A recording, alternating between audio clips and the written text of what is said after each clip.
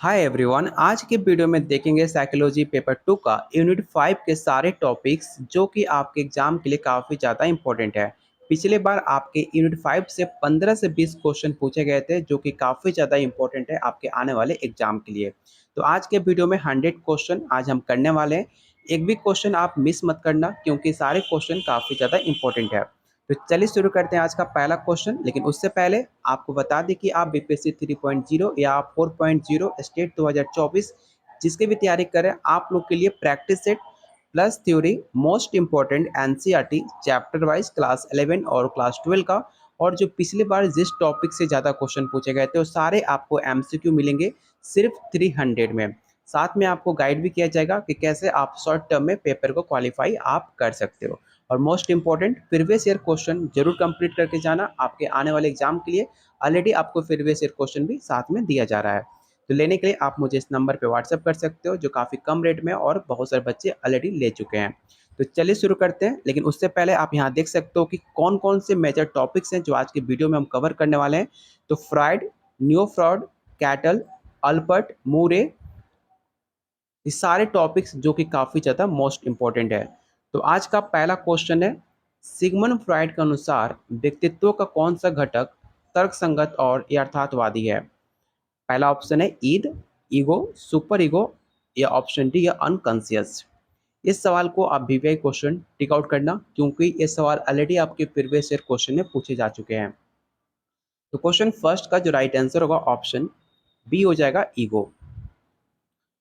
Second question, fried के अनुसार ईद का प्राथमिक कार्य क्या है? पहला ऑप्शन है नैतिकता का पालन करना, वास्तविकता को समायोजित करना, आनंद प्राप्त करना, या ऑप्शन डी है चिंता को कम करना। तो इसका राइट आंसर ऑप्शन सी होगा, आनंद प्राप्त करना। Question number third, Sigmund Freud के मनोविश्लेषण के सिद्धांत में कौन सा शब्द इच्छाओं और भावनाओं को अवचेतन मन में दबाने के लिए उपयोग किया जाता है? पहला ऑप्शन है अंतर्ज्ञान, आत्मधोखा, प्रतिरक्षा, या ऑप्शन डी है विनियोग। इस सवाल को आप वीवीआई क्वेश्चन टिक आउट कर लेना क्योंकि सवाल जस्ट आपके मध्य प्रदेश साइकोलॉजी पेपर 2 में पूछे गए थे। तो क्वेश्चन थर्ड का जो राइट आंसर होगा ऑप्शन सी हो जाएगा। अगला क्वेश्चन, फ्राइड के अनुसार कौन सा चरण बाल विकास के पहले 5 वर्षों में होता है? पहला ऑप्शन है ओरल स्टेज, अनल स्टेज, फैलिक स्टेज, या ऑप्शन डी है मैच्योरिटी। तो क्वेश्चन फोर का जो राइट आंसर होगा ऑप्शन आपका ए हो जाएगा, ओरल स्टेज। क्वेश्चन नंबर 5, यहाँ पर थोड़ा क्वेश्चन नंबरिंग गलत है तो आप नंबरिंग पर ध्यान मत देना। क्वेश्चन नंबर 5 है, फ्राइड के मनोवैज्ञानिक विकास सिद्धांत में किस चरण में ओडिपस कॉम्प्लेक्स का अनुभव होता है? मैंने ऑलरेडी आपको ओडिपस बहुत सारे ऐसे जितने भी फ्राइड से रिलेटेड जितने भी एमसीक्यू है मैंने ऑलरेडी आपको डिटेल में एनसीईआरटी के वीडियो में कंप्लीट कराया हुआ है। अगर आपने वो वीडियो नहीं देखा है तो एग्जाम से पहले आप एनसीईआरटी सीरीज जरूर देख लेना जो क्लास 11 और क्लास 12 का चैप्टर वाइज काफ़ी डिटेल में मैंने ऑलरेडी कराया हुआ है। तो उस वीडियो को बिल्कुल मिस मत करना। एग्जाम से पहले उस सीरीज को आप जरूर कंप्लीट करके जाना, अपने एग्जाम में काफ़ी ज़्यादा आपको हेल्प मिलेगी। तो आपको बताना है कि जो ओडिपस कम्प्लेक्स है उसका अनुभव क्या बताता है। पहला ऑप्शन है मौखिक चरण, गुदा चरण, लैंगिक, या ऑप्शन डी है जननांग चरण। तो आपको पता होगा कि जो ओडिपस कम्प्लेक्स है एक अपोजिट सेक्सुअल को लेकर काफ़ी ज़्यादा अट्रैक्ट करता है, उसके बारे में फ्राइड ने बात की थी। तो इसका राइट आंसर होगा ऑप्शन सी, लैंगिक चरण। अगला क्वेश्चन है, फ्राइड के सिद्धांत के अनुसार कौन सा संरचना नैतिकता और आदर्शों का प्रतिनिधित्व करता है? ऑप्शन है ईद, ईगो, सुपर ईगो, या ऑप्शन डी अनकॉन्शियस। तो इसका राइट आंसर होगा option C, super ego. Freud के अनुसार कौन सा तंत्रिका तंत्र चेतन और अचेतन मन के बीच मध्यस्थता करता है? ये सवाल काफ़ी इंपॉर्टेंट है। ऐसे तो सारे सवाल काफ़ी इंपॉर्टेंट है लेकिन जो मुझे याद आता है कि पिछली बार एग्जाम में सवाल पूछे गए थे तो उस क्वेश्चन को मैं विवेक कर देता हूँ। लेकिन इसका मतलब ये नहीं कि जो आपके और सारे क्वेश्चन है इंपॉर्टेंट नहीं है। मैंने आपसे स्टार्टिंग में कहा था 100 क्वेश्चन जो कि काफ़ी इंपॉर्टेंट है, तो इस वीडियो के कम से कम 2 से 3 बार आप जरूर देखना। सारे क्वेश्चन का आंसर आपको याद होना चाहिए क्योंकि सारे क्वेश्चन काफ़ी इंपॉर्टेंट है। तो क्वेश्चन 6 का जो राइट आंसर होगा ऑप्शन बी हो जाएगा, ईगो। फ्राइड के सिद्धांत के अनुसार किस तंत्रिका तंत्र का विकास सबसे पहले होता है? ईद, ईगो, सुपर ईगो या ऑप्शन डी है कॉन्शियंस? तो इसका राइट आंसर ऑप्शन ए हो जाएगा, ईद। फ्राइड के अनुसार कौन सा तंत्रिका तंत्र प्राथमिक प्रक्रिया सोच के लिए जिम्मेदार माना जाता है? पहला ऑप्शन है ईद, ईगो, सुपर ईगो या ऑप्शन डी है कॉन्शियंस। तो याद रखिएगा, क्वेश्चन 8 का जो राइट आंसर होगा ऑप्शन ए हो जाएगा, ईद। फ्राइड के सिद्धांत में कौन सा चरण यौन पहचान और सामाजिक संबंधों के विकास से जुड़ा हुआ है? तो जस्ट मैंने आपको बताया था, तो उसको याद रखिएगा। इसका जो राइट आंसर होगा ऑप्शन डी होगा, जेनेटियल स्टेज। इस क्वेश्चन को आप ध्यान से देखिएगा क्योंकि मैक्सिमम लोग इसका जो आंसर टिक आउट करते हैं लैंगिक चरण, जबकि इसका राइट आंसर बीपीएससी ने जननांग चरण माना था। ठीक है, तो ऑप्शन इसका डी राइट आंसर होगा, ना कि सी होगा।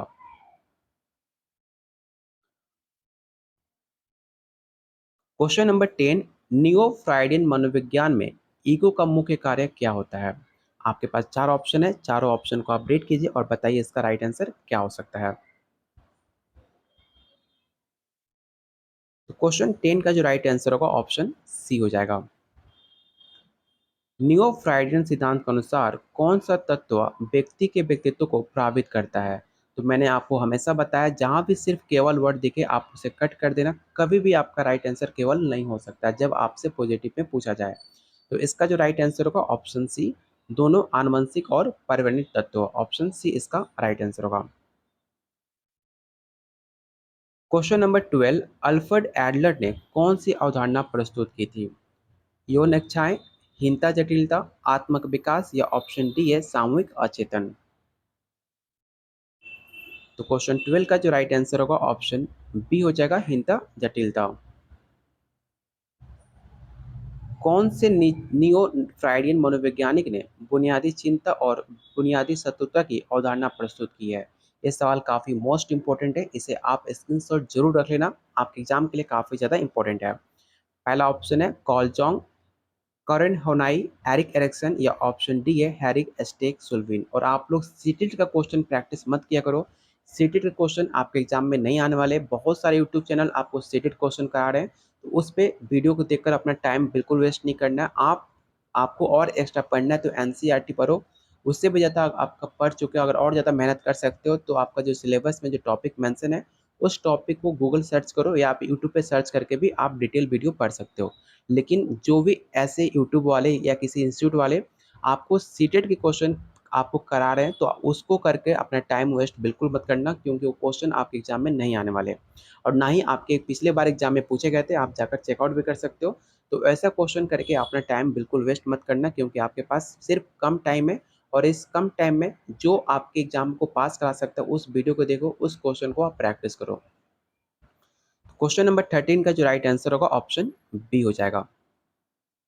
क्वेश्चन नंबर 14, नियो फ्राइडियन मनोवैज्ञानिक में कौन सा सामूहिक अचेतन सिद्धांत के लिए जाना जाता है? पहला ऑप्शन है कॉल जॉन्ग, अल्बर्ट एडलर, कॉरेन होनाई या ऑप्शन डी है एरिक एरिक्सन? तो इसका राइट आंसर ऑप्शन ए हो जाएगा, कॉल जॉन्ग। एरिक एरिक्सन के मानव सामाजिक विकास के सिद्धांत के अनुसार किशोर अवस्था का मुख्य मनोवैज्ञानिक संघर्ष क्या है?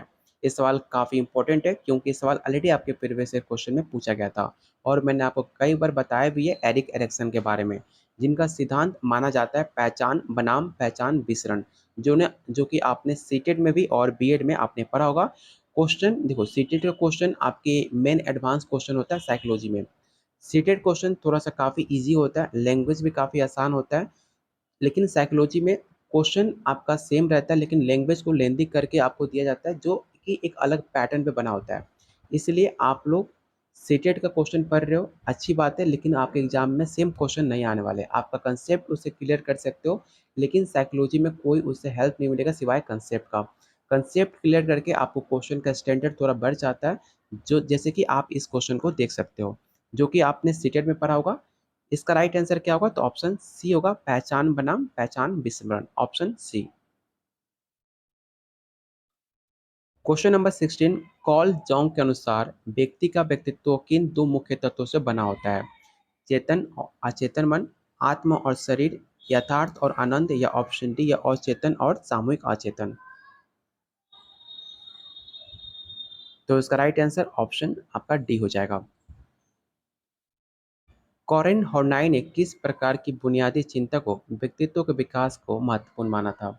ये सवाल बहुत ज़्यादा ट्रेंडिंग है, क्योंकि पिछले बार जो भी साइकोलॉजी अदर स्टेट एग्जाम में हुए थे, सेम क्वेश्चन आपके एग्जाम में पूछे गए थे। तो याद रखिएगा, क्वेश्चन 17 का जो राइट आंसर होगा ऑप्शन आपका डी हो जाएगा, सुरक्षा की कमी। न्यू फ्राइडियन सिद्धांत में हीनता जटिलता की अवधारणा से क्या मतलब है? पहला ऑप्शन है आत्मसम्मान की अत्यधिक भावना, स्वयं के बारे में हीन भावना, उच्चतम आदर्श प्राप्त करना, या ऑप्शन डी है किसी अन्य व्यक्ति पर निर्भरता। तो क्वेश्चन 18 का जो राइट आंसर होगा ऑप्शन बी हो जाएगा, स्वयं के बारे में हीनता। एरिक एरिक्सन के अनुसार जीवन के अंतिम चरण में प्रमुख संघर्ष कौन सा होता है? जो कि काफी ज्यादा इंपॉर्टेंट है। याद रखिएगा, एरिक एरिक्सन के अनुसार जब आप जीवन के अंतिम चरण में जब आप रहते हो, तो आपके अखंडता बनाम निराशा, ये दो मुख्य पहलू होती है संघर्ष करने के लिए। तो इसका राइट आंसर ऑप्शन आपका डी हो जाएगा, आत्मविश्वास बनाम अंध अविश्वास। सॉरी, मैंने अखंडता बनाम निराशा बोला था, मैंने यहाँ पर गलत टिक आउट कर रहा हूँ। ऑप्शन बी इसका राइट आंसर होगा, अखंडता बनाम निराश। क्वेश्चन नंबर 20 है, रेमंडल कैटल का प्रमुख योगदान किस क्षेत्र में है? इस क्वेश्चन के बाद आपका टॉपिक चेंज होगा। तो इसका जो राइट आंसर होगा ऑप्शन बी हो जाएगा, व्यक्तित्व मनोविज्ञान। इसे आप याद रखना। क्वेश्चन नंबर 21 है, कैटल द्वारा प्रस्तावित व्यक्तित्व का प्रमुख मॉडल कौन सा है? पहला ऑप्शन है 5 कारक मॉडल, 16 व्यक्तित्व कारक जिसे आप 16 PF मॉडल के नाम से जानते हो, 3 आयामी मॉडल, या ऑप्शन डी है मनोविश्लेषण मॉडल। इस क्वेश्चन को तो most important question tick out कर लेना। अभी जो टॉपिक हम क्वेश्चन करने वाले हैं वो कैटल से है, जो कि आपके एग्जाम के लिए काफी ज्यादा इंपॉर्टेंट है। तो इसका राइट आंसर ऑप्शन बी हो जाएगा। कैटल के 16 PF प्रश्नावली का मुख्य उद्देश्य क्या है? ये सवाल ऑलरेडी आपके प्रीवियस ईयर क्वेश्चन में पूछा जा चुका है। तो याद रखिएगा, कैटल का 16 PF प्रश्नावली का मुख्य उद्देश्य व्यक्तित्व का आकलन है, ऑप्शन बी। रेमंड कैटल ने किस प्रकार के डाटा का उपयोग किया था? LQT, साक्षात्कार डेटा, केवल अवलोकन डाटा, या केवल परीक्षण डाटा? तो मैंने आपको हमेशा बोलता हूँ, जहाँ भी सिर्फ आपको केवल वर्ड दिखे, पहले उसे आंख बंद करके कट कर दो, और दो ऑप्शन में से आपको एक ऑप्शन चुनना है, जो कि राइट आंसर होगा ऑप्शन ए। कैटल के अनुसार फैक्टर एनालिसिस का क्या उपयोग है? ये सवाल काफी इंपॉर्टेंट है, याद रखिएगा। इसका जो राइट आंसर होगा ऑप्शन बी हो जाएगा, व्यक्तित्व की संरचना को समझना फैक्टर एनालिसिस का मतलब माना जाता है कैटल के अनुसार, ऑप्शन बी।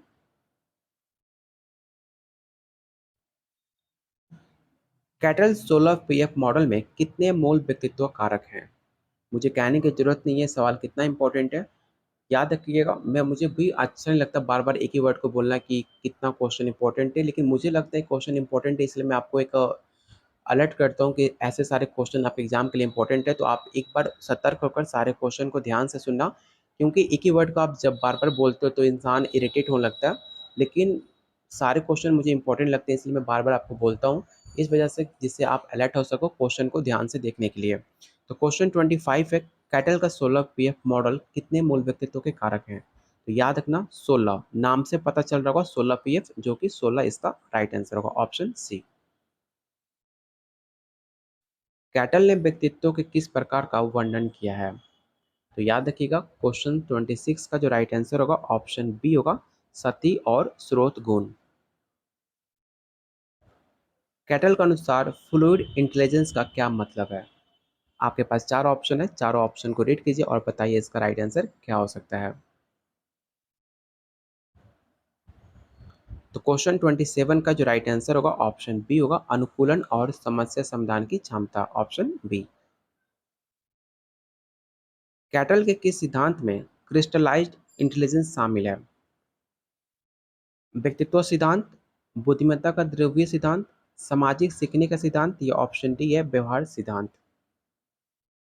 तो क्वेश्चन 28 का जो राइट आंसर होगा ऑप्शन बी हो जाएगा। क्वेश्चन नंबर 29, कैटल के 16 PF मॉडल किस कारक को अंतर संबंध की गुणवत्ता कहा जाता है? पहला ऑप्शन है कारक ए, कारक बी, कारक सी या ऑप्शन डी है कारक डी। तो इसका जो राइट आंसर होगा ऑप्शन ए हो जाएगा, कारक ए। यहाँ से आपका टॉपिक चेंज होगा और आपको बताना है कि गार्डन अल्पोर्ट ने किस क्षेत्र में महत्वपूर्ण योगदान दिया है। यहाँ से आपको गार्डन अल्पोर्ट से क्वेश्चन पूछे जाएंगे, टॉप 10 क्वेश्चन। तो आपको बताना है कि गार्डन अल्पोर्ट ने किस क्षेत्र में महत्वपूर्ण योगदान दिया था। मनोविश्लेषण, मानवतावादी मनोविज्ञान, व्यक्तित्व या ऑप्शन डी है संज्ञानात्मक मनोविज्ञान। तो इसका जो राइट आंसर होगा ऑप्शन आपका सी हो जाएगा, व्यक्तित्व मनोविज्ञान।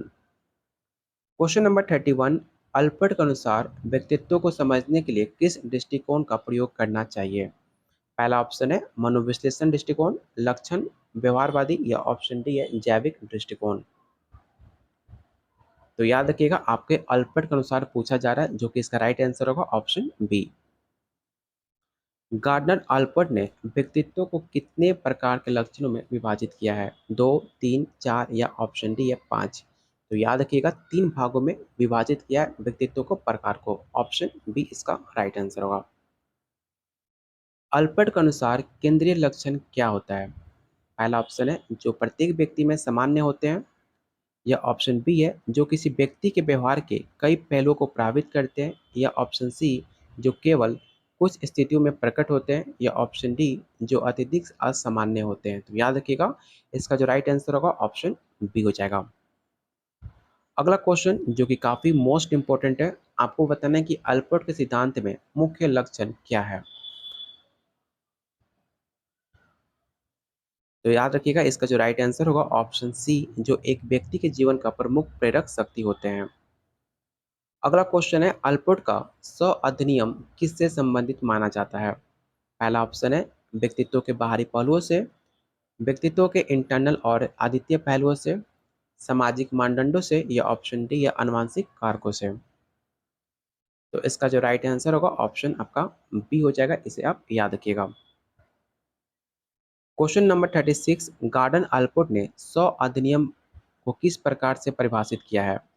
पहला ऑप्शन है व्यक्ति की सामाजिक पहचान के रूप में, व्यक्ति के जन्मजात प्रवृत्ति के रूप में, या ऑप्शन सी है व्यक्ति के आत्मविद और आत्म विकास के रूप में,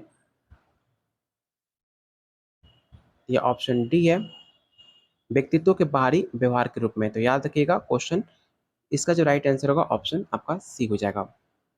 क्वेश्चन नंबर 37, अल्बर्ट ने प्रणाली लक्षण को कैसे परिभाषित किया था। तो क्वेश्चन 37 का जो राइट आंसर होगा ऑप्शन बी होगा, वो लक्षण जो किसी व्यक्ति के अधिकांश व्यवहार को प्रभावित करते हैं वो प्राणी लक्षण को परिभाषित किया जाता है ऑप्शन बी से। ऑप्शन बी इसका राइट आंसर होगा।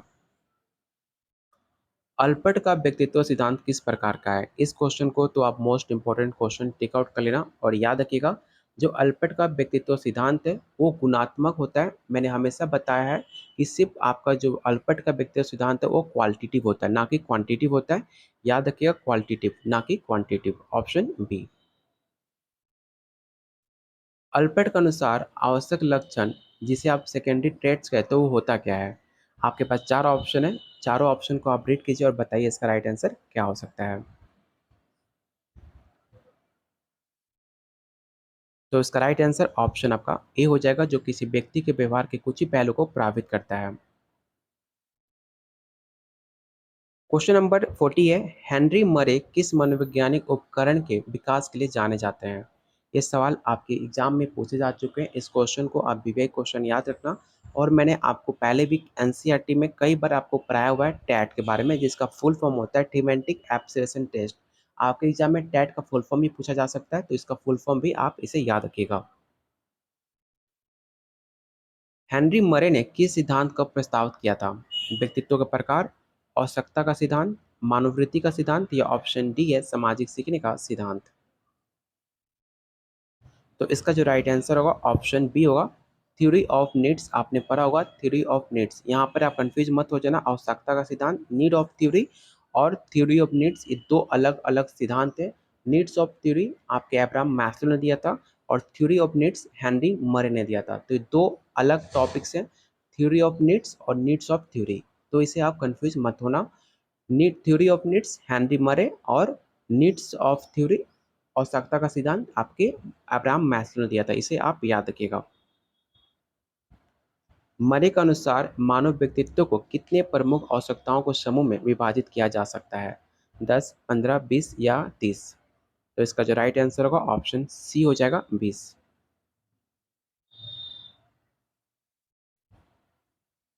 क्वेश्चन नंबर 43 है, मरे के अनुसार निम्नलिखित में कौन सी एक प्राथमिक आवश्यकता है? पहला ऑप्शन है स्नेह, आक्रामकता, परिपूर्णता या ऑप्शन डी या अस्तित्व। तो इसका राइट आंसर ऑप्शन बी होगा एग्रेशन। क्वेश्चन नंबर 44, मरे का थीमेटिक एब्सोल्यूशन टेस्ट जिसे टैट बोलते हो उसका मुख्य रूप से किसके मूल्यांकन के लिए उपयोग किया जाता है? पहला ऑप्शन है संज्ञानात्मक क्षमता, व्यक्तित्व, मानसिक विकार या ऑप्शन डी है बुद्धि। तो याद रखिएगा इसमें मैक्सिमम लोग कंफ्यूज होते हो, टैट को समझते हैं कि जो टैट परीक्षण होता है वो बुद्धि के लिए होता है, लेकिन ऐसा नहीं है। जो आपका टैट का जो प्रयोग है वो व्यक्तित्व के लिए किया जाता है, ना कि बुद्धि के लिए। तो पिछले बार आपके एग्जाम में पूछा गया था कि टैट का प्रयोग किसके लिए किया जाता है, तो मैक्सिमम लोगों ने बुद्धि के लिए यूज किया जाता है, उन्होंने टिक आउट किया था, जो कि आंसर गलत था। इसका जो राइट आंसर होगा ऑप्शन बी होगा, व्यक्तित्व का परीक्षण करने के लिए टैट का प्रयोग किया जाता है। क्वेश्चन 45, हेनरी मरे ने किस प्रसिद्ध मनोविज्ञानी के साथ मिलकर काम किया था? पहला ऑप्शन है Sigmund fried, Karl जॉन्ग, Christina Morgan या option D Albert Adler.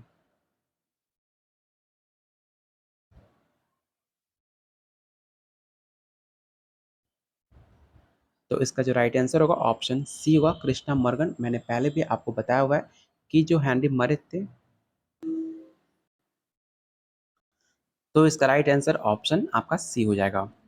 Question number 46, मरे का आवश्यकता सिद्धांत में एफिलिएशन की आवश्यकता किससे संबंधित माना जाता है? तो याद रखिएगा जो एफिलिएशन है उसका मतलब आवश्यकता का संबंध सामाजिक संपर्क और दोस्ती से संबंधित माना जाता है। इसका जो राइट आंसर होगा ऑप्शन सी हो जाएगा। क्वेश्चन नंबर 47, मूरे के कार्यों का प्रभाव किस क्षेत्र में महत्वपूर्ण माना जाता है? शैक्षिक मनोविज्ञान, क्लिनिकल मनोविज्ञान, औद्योगिक या ऑप्शन डी है विकासात्मक मनोविज्ञान। तो याद रखिएगा क्वेश्चन का राइट आंसर ऑप्शन बी हो जाएगा क्लिनिकल मनोविज्ञान। अगला क्वेश्चन है, टैट में व्यक्तियों से क्या अपेक्षा की जाती है? गणितीय समस्याओं को हल करना, कहानियां बनाना, चित्र को रंगना या ऑप्शन डी है श्रवणीय संकेतों की पहचान करना। ये सवाल काफी मोस्ट इंपॉर्टेंट है। याद रखिएगा जो टैट है, टैट ऑलरेडी आपके व्यक्तित्व की पहचान बताता है, ना कि बुद्धि का। तो उसमें गणितीय समस्या हल कर नहीं सकते हो। इसका जो राइट आंसर होगा ऑप्शन बी हो जाएगा कहानियां बनाना। हेनरी मरे के आवश्यकता सिद्धांत में अचीवमेंट की आवश्यकता किससे संबंधित माना जाता है? पहला ऑप्शन है मित्रता, जोखिम लेना, लक्ष्य प्राप्ति और सफलता या ऑप्शन डी है सुरक्षा। तो क्वेश्चन 49 का जो राइट आंसर होगा ऑप्शन सी हो जाएगा। सामाजिक संज्ञानात्मक सिद्धांत के प्रवर्तक कौन है? Sigmund Freud, B F Skinner, Albert Bandura या ऑप्शन डी है जीन प्याजे। यहाँ से आपका अल्बर्ट बंडूरा से सवाल पूछे जाएंगे जो आपके एग्जाम के लिए काफ़ी ज़्यादा इंपॉर्टेंट है। मैक्सिमम हम इस प्रैक्टिस सेट में जो टॉपिक कवर करेंगे वो है सामाजिक संज्ञानात्मक का सिद्धांत। आपको बताना है कि इसके प्रवर्तक किसे माना जाता है। तो क्वेश्चन 50 का जो राइट आंसर होगा option C Albert Bandura. Question number 51 है, सामाजिक संज्ञानात्मक सिद्धांत में कौन सा घटक शामिल नहीं है? पहला ऑप्शन है प्रत्यक्ष अनुकरण, आत्मसंवर्धन, पर्यावरण या ऑप्शन डी आनुवांशिकता। आपको बताना है इसका राइट आंसर क्या हो सकता है। तो क्वेश्चन 51 का जो राइट आंसर होगा ऑप्शन डी आनुवांशिकता। क्वेश्चन नंबर 52, सामाजिक संज्ञानात्मक सिद्धांत के अनुसार सीखना कैसे होता है? पहला ऑप्शन है प्रत्यक्ष अनुभव के माध्यम से, अवलोकन और अनुकरण के माध्यम से, आनुवंशिकता के माध्यम से या ऑप्शन डी उपरोक्त में से सभी। तो क्वेश्चन 52 का जो राइट आंसर होगा ऑप्शन बी हो जाएगा अवलोकन और अनुकरण के माध्यम से। और आप लोगों से रिक्वेस्ट है जिन्होंने वीडियो को लाइक नहीं किया तो प्लीज़ आप लोगों से रिक्वेस्ट है वीडियो को लाइक शेयर जरूर कर देना, क्योंकि ऐसे कंटेंट बनाने में हमें काफ़ी ज़्यादा एफर्ट लगती है। अगर आप वीडियो को लाइक शेयर करते हो तो उससे हमें काफ़ी एनर्जी मिलती है और हमें काफ़ी कॉन्फिडेंट मिलता है आप लोग के लिए और ज़्यादा वीडियो बनाने के लिए। तो प्लीज़ वीडियो को लाइक और शेयर जरूर करना। क्वेश्चन 52 का राइट आंसर क्या होगा? तो ऑप्शन आपका बी हो जाएगा अवलोकन और अनुकरण अनुकरण के माध्यम से, ऑप्शन बी। अगला क्वेश्चन जो कि काफ़ी इंपॉर्टेंट है, अल्बर्ट बंडूरा के अनुसार सबसे इफेक्टिव अनुकरण तब होता है जब मॉडल कमजोर हो या आकर्षक हो या भ्रामक हो या ऑप्शन डी अदृश्य हो। तो याद रखिएगा इसका राइट आंसर ऑप्शन बी होगा, आकर्षक हो। सामाजिक संज्ञानात्मक सिद्धांत में स्वप्रभावकारिता का क्या अर्थ है? तो क्वेश्चन 54 का जो राइट आंसर होगा ऑप्शन सी, किसी कार्य को सफलतापूर्वक करने की क्षमता में विश्वास। अगला क्वेश्चन काफ़ी आसान है क्योंकि मैंने कई बार आपको बता चुका हूँ कि बेबी डॉल प्रयोग किसने किया था। जेबी वाटसन, इवान पलाव, अल्बर्ट बंडूरा या ऑप्शन डी है कॉल जोंग। तो एल्बर्ट बंडूरा ने अपना प्रयोग बेबी डॉल पे किया था, जो कि बच्चों को बैठाकर बेबी डॉल को दिखाया जाता था कि जैसी मूवी दिखाई जाती थी वैसा बच्चे सीखते हैं। जैसे कि अगर आप एनिमल मूवी दिखाते हो तो बच्चे एक इफेक्टिव, एक काफ़ी ज़्यादा आक्रामक, एग्रेशन टाइप के उनका बिहेवियर हो जाएगा। जब आप ऐसे शांत मूवी दिखाते हो जो काफ़ी समाज को अच्छा मैसेज देता है, तो उसमें बच्चे के अंदर एक अच्छी क्वालिटी उसके अंदर डेवलप होती है। तो जैसा बच्चे को आप समाज में रखोगे बच्चा वैसा बन जाएगा। अल्बर्ट बंडूरा ने बेबी डॉल को प्रयोग से बच्चे को यही दिखाने की कोशिश की थी। तो इसका राइट आंसर ऑप्शन आपका सी हो जाएगा। क्वेश्चन नंबर 56, सामाजिक संज्ञानात्मक सिद्धांत के अनुसार बच्चे मुख्यतः किसके माध्यम से आचरण सीखते हैं? पहला ऑप्शन है डायरेक्ट निर्देश, परीक्षण और त्रुटि, अवलोकन और अनुकरण या ऑप्शन डी है स्वाब विश्लेषण। तो क्वेश्चन 56 का जो राइट आंसर होगा ऑप्शन आपका सी हो जाएगा। आपको क्वेश्चन देख कर लग रहा होगा कि जो मैंने आपको स्टार्टिंग में बताया था कि आज का प्रैक्टिस सेट कितना इंपॉर्टेंट है, इस प्रैक्टिस सेट से कितने क्वेश्चन आपके एग्जाम में पूछे गए थे, आपको क्वेश्चन देखकर आइडिया लग सकता है। आने वाले एग्जाम में सारे क्वेश्चन काफ़ी ज़्यादा इंपॉर्टेंट है, इसलिए मैंने आपसे कहा था कि सारे क्वेश्चन को आप अटेम्प्ट जरूर करना और कम से कम वीडियो को 2 बार आप जरूर देखिएगा, क्योंकि सारे क्वेश्चन काफ़ी ज़्यादा इंपॉर्टेंट है। तो आपको हर सवाल का आंसर आपको पता होना चाहिए। क्वेश्चन नंबर 57 है, विकृत व्यवहार का अधिकरण सिद्धांत के अनुसार बच्चे। तो मैंने आपको बताया भी था, जहाँ भी केवल वर्ड दिखे आप उसे कट कर दो और इसका जो राइट आंसर होगा ऑप्शन सी हो जाएगा। स्वप्रभावकारिता की वृद्धि करने की एक प्रमुख तरीका क्या है? असफलता का अनुभव, दूसरों को सफल होते देखना, नकारात्मक आत्मचर्चा या ऑप्शन डी है जोखिम से बचना। तो इसका जो राइट आंसर होगा ऑप्शन बी हो जाएगा। सामाजिक संज्ञानात्मक सिद्धांत के अनुसार आत्म प्रभावकारिता का प्रभाव किस पर पड़ता है? प्रेरणा पर, लक्ष्य निर्धारण, प्रयास का स्तर या ऑप्शन डी आपका उपरोक्त में से सभी। तो इसका जो राइट आंसर होगा ऑप्शन डी हो जाएगा, ऑल ऑफ दिस। व्यक्तित्व के बिग 5 सिद्धांत में कौन सा कारक शामिल नहीं है? यहाँ से आपका टॉपिक चेंज होता है। यहाँ से आपका बिग 5 सिद्धांत, यहाँ पे मैंने टॉपिक मेंशन भी किया हुआ है, आप यहाँ पे देख सकते हो बिग 5 थ्योरी। इस टॉपिक से अब हम टॉप 10 क्वेश्चन देखेंगे जो कि आपसे पूछा जा रहा है। व्यक्तित्व के बिग 5 सिद्धांत में कौन सा कारक शामिल नहीं है? ये सारे टॉपिक्स आपके सिलेबस में साफ साफ बड़े अक्षरों में मेंशन किया गया है, आप जाकर वहाँ से चेकआउट कर सकते हो। तो क्वेश्चन 60 का जो राइट आंसर होगा ऑप्शन डी होगा, आत्मसम्मान, जिसे आप सेल्फ एस्टीम के नाम से भी जानते हो। वीक 5 सिद्धांत में अस्तित्व का क्या मतलब होता है? भावनात्मक स्थिरता, खुलेपन, भयमूर्खता या ऑप्शन डी है अनुभव। तो क्वेश्चन 61 का जो राइट आंसर होगा ऑप्शन सी हो जाएगा। बिग 5 व्यक्तित्व सिद्धांत के अनुसार सहमति का एक प्रमुख गुण क्या है? पहला ऑप्शन है मित्रतापूर्ण और सहयोगी होना, उच्च में आत्मसम्मान, स्वतंत्रता या ऑप्शन डी है रचनात्मकता। तो क्वेश्चन 62 का जो राइट आंसर होगा ऑप्शन ए हो जाएगा। अगला क्वेश्चन, बिग 5 मॉडल के अनुसार कौन सा गुण व्यक्तित्व में नवीनता और विविधता के प्रति स्वीकृति को दर्शाता है? पहला ऑप्शन है सहमति, ऑप्शन बी है कर्तव्य निष्ठा या ऑप्शन सी है आपका अनुभव के प्रति खुलापन या ऑप्शन डी है इमोशनल एस्टेबिलिटी। तो इसका जो राइट आंसर होगा ऑप्शन आपका सी हो जाएगा, इसे आप याद रखिएगा। अगला क्वेश्चन जो कि काफ़ी इंपॉर्टेंट है, आपको बताना है कि वीक 5 सिद्धांत में कर्तव्य निष्ठा किसका संकेत देता है? तो याद रखिएगा, जो आपका कर्तव्य निष्ठा है सबसे ज़्यादा संकेत आपके परिश्रम और संगठित होने पे सबसे ज़्यादा संकेत देता है। ऑप्शन इसका ए राइट आंसर होगा। बिग 5 मॉडल में इमोशनल एस्टेबिलिटी का विपरीत क्या है? ध्यान से क्वेश्चन देखिएगा, आपसे यहाँ पर जस्ट अपोजिट पूछा जा रहा है इमोशनल एस्टेबिलिटी का, जो कि आप इसे इग्नोर कर देते हो और गलत आंसर आप टिक आउट करते हो। तो याद रखिएगा, जो आपका इमोशनल स्टेबिलिटी है उसका जस्ट अपोजिट आपका विषपतता है। ऑप्शन इसका डी राइट आंसर होगा। वीक 5 सिद्धांत में भयमूर्खता किस प्रकार के व्यवहार का संकेत देता है? तो पहला ऑप्शन है अंतर्मुखता और शांत रहना, सामाजिकता और उत्साह, संवेदनशीलता और रचनात्मकता, या ऑप्शन डी है कठोरता और लचीलेपन की कमी।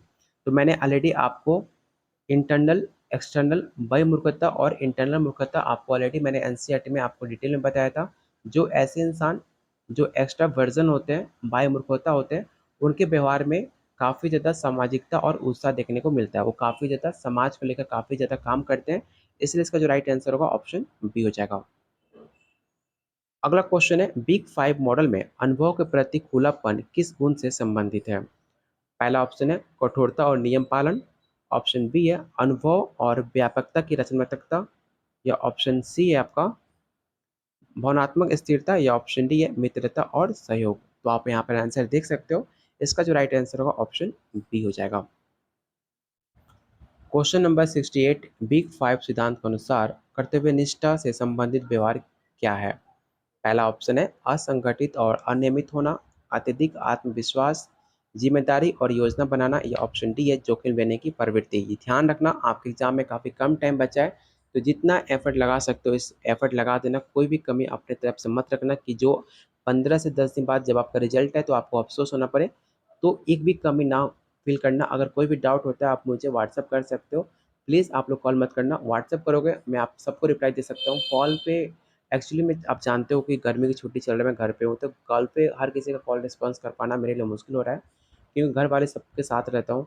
तो आप लोग व्हाट्सअप करते हो, व्हाट्सअप को थोड़ा बहुत लेट होगा लेकिन मैं आपको रिप्लाई ज़रूर दूंगा, और आपको जो मेरा खुद का एक्सपीरियंस है मैं उस पर आपको बेटर गाइड कर पाऊंगा कि लास्ट टाइम आपको क्या करना चाहिए और क्या आप कर सकते हो। तो क्वेश्चन 68 का जो राइट आंसर होगा ऑप्शन सी हो जाएगा, जिम्मेदारी और योजना बनाना।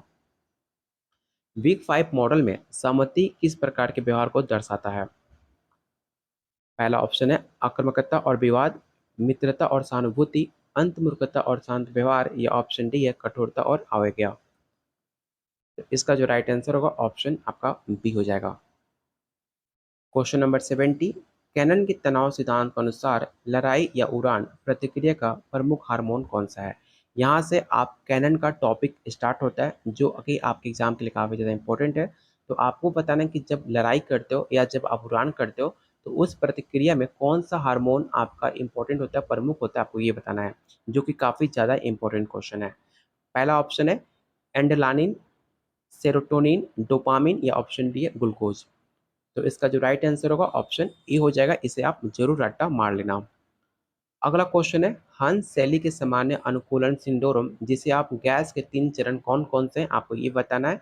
ये सवाल ऑलरेडी आपके प्रीवियस ईयर क्वेश्चन में पूछे जा चुके हैं और मैंने ऑलरेडी आपको प्रैक्टिस सेट में कराया भी है क्वेश्चन। तो पहला ऑप्शन है प्रतिक्रिया, प्रतिरोध और थकावट, ऑप्शन बी है अलार्म, प्रतिरोध, थकावट, अलार्म, अनुकूलन, प्रतिरोध, या प्रतिक्रिया, अनुकूलन और थकावट। तो इसका जो राइट आंसर होगा ऑप्शन आपका बी हो जाएगा। इसे आप याद जरूर रखना। अगला क्वेश्चन है लजारस के संज्ञानात्मक मूल्यांकन सिद्धांत में किस प्रकार के मूल्यांकन शामिल हैं? आपके पास चार ऑप्शन है, चारों ऑप्शन को आप देखिए और बताइए इसका राइट आंसर क्या हो सकता है।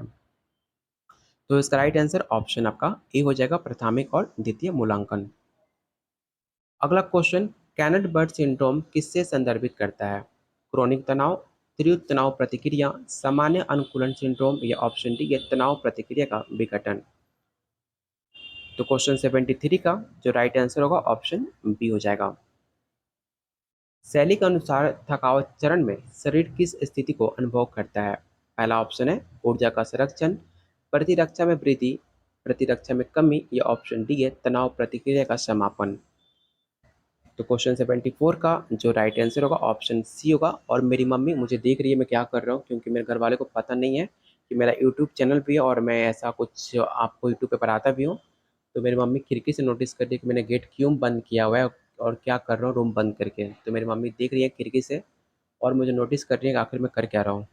तो बाद में सवाल जवाब होगा मुझसे, लेकिन फिलहाल आप चलते हैं क्वेश्चन नंबर 75 पे। क्वेश्चन 75 है लजारस के सिद्धांत के अनुसार तनाव का अनुभव किस पर निर्भर करता है? पहला ऑप्शन है बाहरी परिस्थितियों पर, ऑप्शन बी है आंतरिक संसाधनों पर, या ऑप्शन सी है व्यक्तित्व के मूल्यांकन पर, या ऑप्शन डी शारीरिक प्रतिक्रियाओं पर। तो क्वेश्चन 75 का राइट आंसर क्या होगा, मैंने ऑलरेडी आपको ऑप्शन को ध्यान से दिखा भी नहीं है। तो क्वेश्चन 75 का राइट आंसर होगा ऑप्शन सी व्यक्तित्व के मूल्यांकन पर। अगला क्वेश्चन है कैनन के सिद्धांत में किस अंग का प्रमुख भूमिका है। पहला ऑप्शन है हृदय, गुर्दा, मस्तिष्क, या ऑप्शन डी है यकृत। इस क्वेश्चन को आप याद रखिएगा, जो कैनन का सिद्धांत था, जो सबसे ज्यादा अंग की भूमिका उन्होंने माना था वो था मस्तिष्क, ऑप्शन सी। शैली के सामान्य अनुकूलन सिंड्रोम में अलार्म प्रतिक्रिया चरण में क्या होता है। पहला ऑप्शन है प्रतिरोध की शुरुआत, तनाव का समापन, लड़ाई या उड़ाई प्रतिक्रिया का सक्रियण, या ऑप्शन डी है थकावट का अनुभव। तो क्वेश्चन 77 का जो राइट आंसर होगा ऑप्शन सी हो जाएगा। अगला क्वेश्चन लजारस के द्वितीय मूल्यांकन में क्या शामिल होता है। खतरों की पहचान, मुकाबला करने की क्षमता का मूल्यांकन, प्राथमिक प्रतिक्रिया, या ऑप्शन डी है स्थितिक मूल्यांकन। तो क्वेश्चन 78 का जो राइट आंसर होगा ऑप्शन बी हो जाएगा, मुकाबला करने की मूल्यांकन। अगला क्वेश्चन है कैनन के सिद्धांत के अनुसार लड़ाई या उड़ान प्रतिक्रिया में शरीर किस प्रकार की ऊर्जा का उपयोग करता है। पिछले क्वेश्चन में हार्मोन बताना था, लेकिन इस क्वेश्चन में आपको किस प्रकार की ऊर्जा उपयोग किया जाता है आपको ये बताना है। तो याद रखिएगा, जब भी आप शरीर से कोई प्रतिक्रिया करते हो, कोई काम करते हो, तो उसमें आपका शारीरिक ऊर्जा सबसे ज़्यादा लगता है। तो इसका राइट आंसर ऑप्शन बी होगा, जो कि काफ़ी बेसिक सा क्वेश्चन था। इसमें आप किसी को भी गलती नहीं कर सकते हो। अगला क्वेश्चन है व्यक्तित्व का टाइप और ट्रेट दृष्टिकोण का मुख्य अंतर क्या है। यहाँ से आपका टॉपिक चेंज हो जाता है और आपको बताना है इसका राइट आंसर क्या होगा। तो क्वेश्चन 80 का जो राइट आंसर होगा ऑप्शन ए हो जाएगा। टाइप दृष्टिकोण व्यक्तित्व को स्थिर और अनन्य मानता है, जबकि ट्रेट दृष्टिकोण व्यक्तित्व को विभिन्न गुणों को संयोजन के रूप में देखता है। क्वेश्चन नंबर 81 व्यक्तित्व को मापने के लिए सबसे अधिक उपयोग किए जाने वाला उपकरण कौन सा है। इस क्वेश्चन को आप भी क्वेश्चन टिक आउट करना, क्योंकि ऑलरेडी आपके सवाल आपके एग्जाम में पूछे जा चुके हैं। तो याद रखिएगा, जो व्यक्तित्व को मापने के लिए सबसे अधिक उपयोग किए जाने वाला जो उपकरण है वो है आपका MMPI, जिसे हम मिनोसोटा मल्टीफेसिड पर्सनालिटी इन्वेंटरी के नाम से जानते हैं। इसे आप जरूर स्क्रीनशॉट रख लेना, आपके एग्जाम के लिए काफ़ी ज़्यादा इंपॉर्टेंट है। निम्नलिखित में कौन सा ट्रेड थ्योरी से संबंधित नहीं है। आपने पढ़ा होगा ट्रेड थ्योरी, जो कि आपके एग्जाम में सवाल पूछा भी गया था। ट्रेड थ्योरी से जो कि संबंधित नहीं है आपको ये बताना है। तो क्वेश्चन 82 का जो राइट आंसर होगा ऑप्शन ए कॉल जोंग का एक सिद्धांतिक दृष्टिकोण, ऑप्शन ए इसका राइट आंसर होगा। क्वेश्चन नंबर 83 आपको बताना है कि हंसर आइसेंग के 3 आयाम कौन कौन से हैं। ये सवाल ऑलरेडी आपके इंपॉर्टेंट है, क्योंकि सवाल ऑलरेडी आपके पेपर में पूछा भी गया था। हंसर आइसेंग ने 3 आयाम दिए थे। वो पहला था वयमूर्खता, न्यूरोटिसिज्म और मनोविकृति। ऑप्शन ए इसका राइट आंसर होगा, इसे आप जरूर याद रखना। क्वेश्चन नंबर 84 गार्डन अल्पर्ट के अनुसार केंद्रीय गुण क्या है। आपके पास 4 ऑप्शन है, चारों ऑप्शन को आप रीड कर सकते हो और बताइए इसका राइट आंसर क्या हो सकता है। तो इसका राइट आंसर ऑप्शन बी होगा, वो गुण जो व्यक्ति के व्यवहार में प्रमुख रूप से दिखाई देते हैं, ऑप्शन बी। अगला क्वेश्चन मायर ब्रिग्स टाइप इंडिकेटर, जिसे MBTI के नाम से जानते हैं, कुल कितने व्यक्तित्व के प्रकार होते हैं। 4, 8, 12 या 16। तो इसका जो राइट आंसर होगा ऑप्शन डी होगा, 16। वीक 5 व्यक्तित्व मॉडल में कौन सा गुण शामिल नहीं है। तो याद रखिएगा, जो नियंत्रण है वो वीक 5 मॉडल में शामिल नहीं किया गया है, ऑप्शन सी। अगला क्वेश्चन रोसाच टेस्ट किस प्रकार का व्यक्तित्व परीक्षण करता है। पहला ऑप्शन है प्रोजेक्टिव, ऑब्जेक्टिव, सब्जेक्टिव, या ऑप्शन डी है डायग्नोस्टिक। तो आपने पढ़ा होगा रोसाच टेस्ट, जो कि काफ़ी इंपॉर्टेंट टेस्ट माना जाता है व्यक्तित्व परीक्षण के लिए, जिसमें आपका प्रोजेक्टिव टेस्ट कंसिडर किया जाता है। ऑप्शन ए इसका राइट आंसर होगा। क्वेश्चन नंबर 88 रेमंड कैटल ने अपने 16 प्रिय प्रश्नावली में कितने व्यक्तित्व गुण बताए थे। तो मैंने कई बार बता चुका हूँ, 16 गुण बताए हुए हैं। ऑप्शन सी इसका राइट आंसर होगा। तो यहाँ पर टोटल 86 ही क्वेश्चन थे। तो आज की वीडियो में टोटल हमने 88 क्वेश्चन कंसिडर किए, 89 बोल सकते हो, क्योंकि एक क्वेश्चन आपका मिस प्रिंट था। तो टोटल आज की वीडियो में हमने 89 क्वेश्चन किए, जो कि काफ़ी ज़्यादा इंपॉर्टेंट है यूनिट 5 से। और यकीन मानो सिर्फ यूनिट 5 से आपके पिछले बार एग्जाम में 15 से 20 क्वेश्चन पूछे गए थे। आप जाकर प्रीवियस ईयर क्वेश्चन चेकआउट कर सकते हो और ये आने वाले एग्जाम के लिए काफ़ी ज़्यादा इंपॉर्टेंट साबित होगा यूनिट 5। इसलिए आप इस वीडियो को कम से कम 2 बार ज़रूर देखना और सारे क्वेश्चन का आंसर आपको याद होना चाहिए। और वीडियो को लाइक शेयर जरूर कर देना। अगले वीडियो किस यूनिट पे देखना चाहते हो, वीडियो के खत्म होने के बाद आप कमेंट कर सकते हो। अगले वीडियो आपकी फेवरेट यूनिट पे हम वीडियो कवर करेंगे जो कि आपके एग्जाम के लिए काफ़ी ज़्यादा इंपॉर्टेंट होगा। और एग्जाम काफ़ी नज़दीक है स्टेट वालों के लिए, तो आप जमकर मेहनत कीजिए। कोई भी डाउट होता है आप मुझे कमेंट कर सकते हो, मुझे व्हाट्सअप कर सकते हो। आपके सारे कमेंट डाउट आपके सब कुछ सॉल्व किए जाएंगे। बस आप स्टेट पेपर क्वालिफाई करो और जिनका बीपीएससी पेपर है उनके पास प्रॉपर टाइम है, 1 महीने से ज़्यादा का समय है जो आप नोट्स लेकर प्रॉपर अपनी तैयारी कर सकते हो। या फिर आप बीपीएससी 4.0 या स्टेट आने वाले जो स्टेट का एग्जाम है अगर आप उसकी तैयारी करना चाह रहे हो तो आपको सिर्फ 300 में इतना कुछ कंटेंट दिया जा रहा है जो आपको 2000 जो पेड बैच आप ले रहे हो कहीं भी किसी भी यूट्यूब पे किसी भी प्लेटफॉर्म पे आपको उतना कंटेंट नहीं मिलेगा जितना मैं आपको सिर्फ 300 में देने वाला हूँ। तो लेने के लिए आप मुझे इस नंबर पे व्हाट्सअप कर सकते हो, बाकी डिटेल्स आपको यहाँ पर शेयर कर दी जाएगी। तब तक के लिए मेरा मुँह दुख गया है, तब तक के लिए वीडियो को शेयर करो और लाइक करो। और क्या कर सकते हो, टेलीग्राम चैनल को जरूर ज्वाइन कर लेना। वहाँ पे जितने भी अपडेट न्यूज़ होते हैं आपको वहाँ पर पब्लिश किए जाते हैं, तो उस ग्रुप को जरूर ज्वाइन आप कर सकते हो। बाकी मिलते हैं बहुत जल्द। कमेंट कर देना कि अगले वीडियो किस टॉपिक पे देखना चाहते हो, किस यूनिट पे देखना चाहते हो। बाकी कुछ नहीं, लाइक और शेयर आप लोग कर दीजिएगा प्लीज़, आप लोगों से रिक्वेस्ट है।